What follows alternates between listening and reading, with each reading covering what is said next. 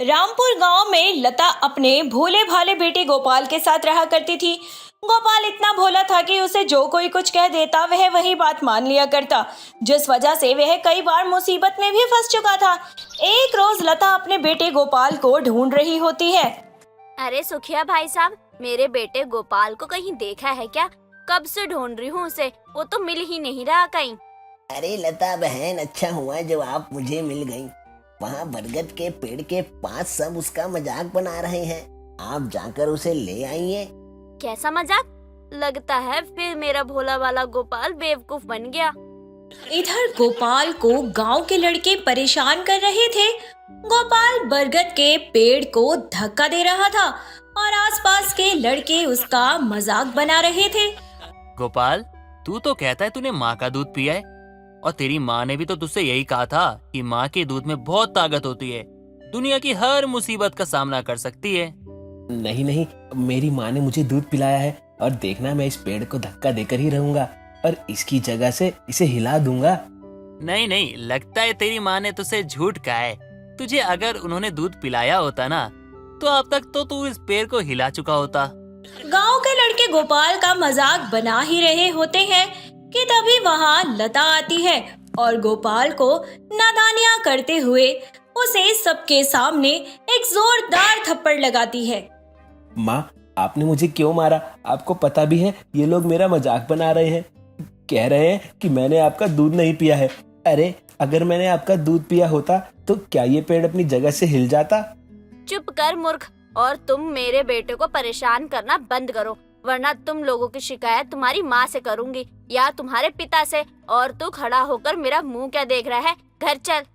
गोपाल ऐसी नादानियां हर रोज करता है। एक रोज गोपाल की माँ उसे दूध लेने भेजती है।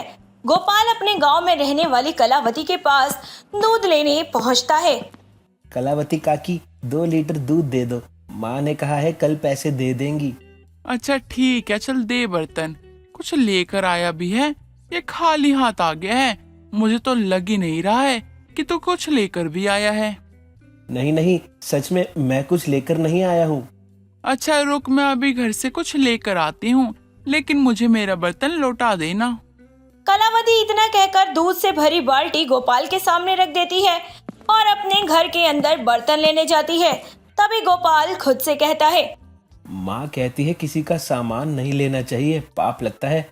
ऐसा करता हूँ, मैं इसमें 2 लीटर दूध नाप कर अपने दोनों जेबों में भर लेता हूँ और भागता हुआ घर पहुँच जाता हूँ। कलावती जब बर्तन लेकर आती है तब तक गोपाल अपने दोनों जेब में दूध भरकर वहाँ से निकल चुका था। अब गोपाल घर आता है और अपनी माँ से कहता है, अरे माँ, ऐसे मुझे क्या देख रही हो? जल्दी से बर्तन ले आओ। वो सब तो ठीक है, लेकिन मुझे तू पहले ये बता कि दूध कहाँ है? तू तो दूध के लिए बर्तन भी नहीं लेकर गया था और ना ही तेरे हाथ में कोई बर्तन है। लेकिन मेरी जेब तो भरी हुई है ना, मैं इन जेबों में दूध लेकर आया हूँ। हे प्रभु, सत्यानाश हो इसका। आज तो मैं इसे मार मार कर ठीक करती हूँ। रुक जा, तेरे अंदर समझ है कि नहीं? जेब में दूध रखेगा तो वो गिरेगा ही। इतना ना समझ कैसे हो सकता है गोपाल तू? इतना कहने के बाद लता पास में रखा डंडा उठाती है और गोपाल को मारने लगती है।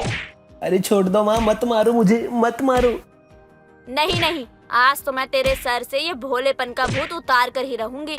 तू इतना भी ना समझ कैसे हो सकता है? अरे तेरी वजह से तो मेरी जिंदगी आधी बर्बाद हो चुकी है। तू मेरे घर में रहने लायक ही नहीं है। निकल जा मेरे घर से और मुझे अपना मुंह मत दिखाना। अब लता अपने बेटे गोपाल को जी भरकर मारती है।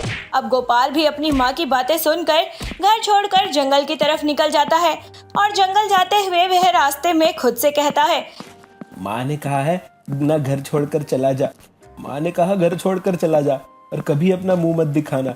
अब मैं कभी लौट कर नहीं आऊंगा। अब गोपाल थक हार कर जंगल में एक पेड़ के नीचे बैठ जाता है। शाम का समय हो चुका था। गोपाल को डर लग रहा था, वह फिर भी जंगल में रहने का फैसला करता है। अब रात के अंधेरे में जंगल में जंगली जानवरों की आवाज आने लगती है। गोपाल को बहुत डर लगने लगता है। तभी गोपाल आसमान की तरफ देखकर भगवान से कहता है, भगवान, मैंने ऐसी भी क्या गलती कर दी जो सब मेरा मजाक उड़ाते हैं? और तो आज माँ ने भी मुझे मारा और कहा कि आज के बाद अपना चेहरा मत दिखाना। तभी आसमान से एक तारा टूटता है और वह तेजी से गोपाल की तरफ बढ़ता है। गोपाल एक पल को डर कर अपनी आंखें बंद कर लेता है, लेकिन कुछ देर बाद उसे एक आवाज आती है। आंखें खोलो गोपाल, मैं तुम्हारी मदद करने आई हूँ। कौन हो तुम?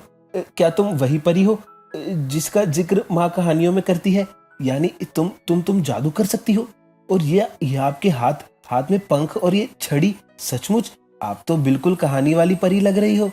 हाँ, मैं तुम्हारी कहानियों वाली परी हूँ, लेकिन अभी मैं तुम्हारी मदद करने आई हूँ। मांगो, तुम्हें क्या चाहिए? मुझे मुझे ज्यादा कुछ तो नहीं चाहिए, लेकिन मुझे वह वरदान चाहिए कि आज के बाद कोई मुझे मूर्ख ना बना सके, और जो कोई मेरा मजाक उड़ाए उन्हें मेरी ताकत का पता चल जाए कि मेरा मजाक बनाना उनके लिए कितना भारी पड़ सकता है। ठीक है गोपाल, तुम्हें मैं अपनी ये जादुई छड़ी देती हूँ। इसे बस तुम एक बार छूना और जो कहोगे वो पूरा हो जाएगा। परी अब गोपाल को एक जादुई छड़ी देकर वापस से आसमान में उड़ जाती है। अब लता सुबह उठती है तो देखती है कि उसका बेटा आंगन में खाट पर सोया है। कब आया तू? और मुझे बताया भी नहीं कि तू घर पर आ गया है। सोने दो माँ, मुझे बहुत नींद आ रही है। कल रात भर मैं भटकता रहा हूँ। गोपाल की माँ लता अब उसे सोने देती है और कुछ देर बाद गोपाल उठता है और नहा धोकर जादुई छड़ी को अपनी शर्ट के नीचे छुपाकर अपने दोस्तों से मिलने निकल जाता है। अरे गोपाल, मैंने सुना है तेरी माँ ने तुझे कल बहुत मारा था और तू घर छोड़कर भी भाग गया था, तो फिर तू यहाँ कैसे आया? मुझे माँ की चिंता सताने लगी तो मैं घर आ गया। तुझे क्या दिक्कत है? नहीं, मुझे क्या दिक्कत होगी। वैसे गोपाल, तुझे पता है वो जो सुखिया चाचा है ना, उनकी जो मुर्गी है ना, वो सोने का अंडा देती है। तुझे यकीन ना हो ना तो हाथ लगा के देख ले।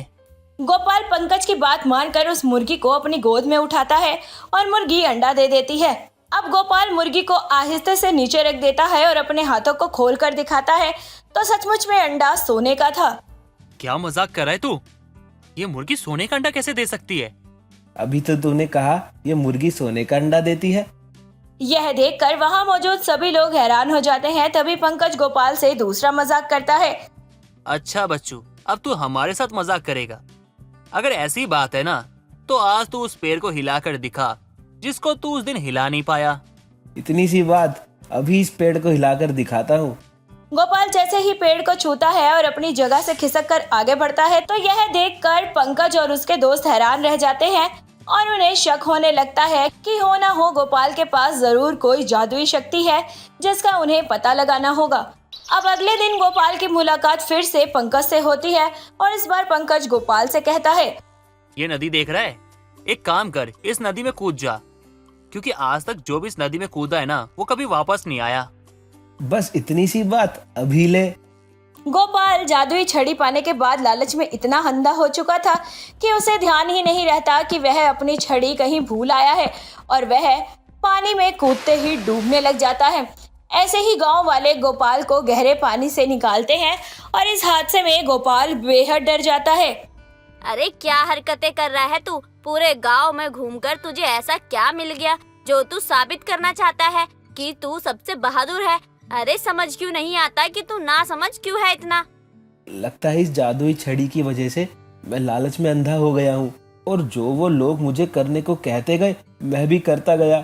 अगर आज मुझे गांव के लोगों ने बचाया ना होता तो मैं तो डूब जाता। नहीं चाहिए मुझे ये जादुई छड़ी, मैं आज ही इसे वापस करके आता हूँ। गोपाल को समझ आ गया था कि उसका मजाक उसकी नासमझी के कारण हो रहा है और वह जादुई छड़ी पाने के बाद इतना ज्यादा अंधा हो गया था कि वो जादुई छड़ी के बिना ही पानी में कूद गया था और अंत में उस छड़ी को वह परी को वापस करते हुए बोलता है, आपका बहुत बहुत धन्यवाद जादुई परी। आपकी वजह से मेरी नासमझी दूर हो गई और मेरे अंदर जो छड़ी को लेकर लालच आने लगी थी, मैं इसे कुछ भी कर सकता हूँ, वह भी गलत था। अब आप इसे रख लीजिए, इसने मुझे बहुत कुछ सिखाया है। वो परी भी मुस्कुराते हुए गोपाल से जादुई छड़ी ले लेती है और गोपाल के सर पर हाथ रख के उसे वरदान देते हुए बोलती है, आज के बाद तुम्हारा मजाक कोई नहीं बनाएगा और ना ही तुम कभी कोई नादानी करोगे। इतना कहकर परी आसमान में चली जाती है और कुछ दूर जाकर गायब हो जाती है।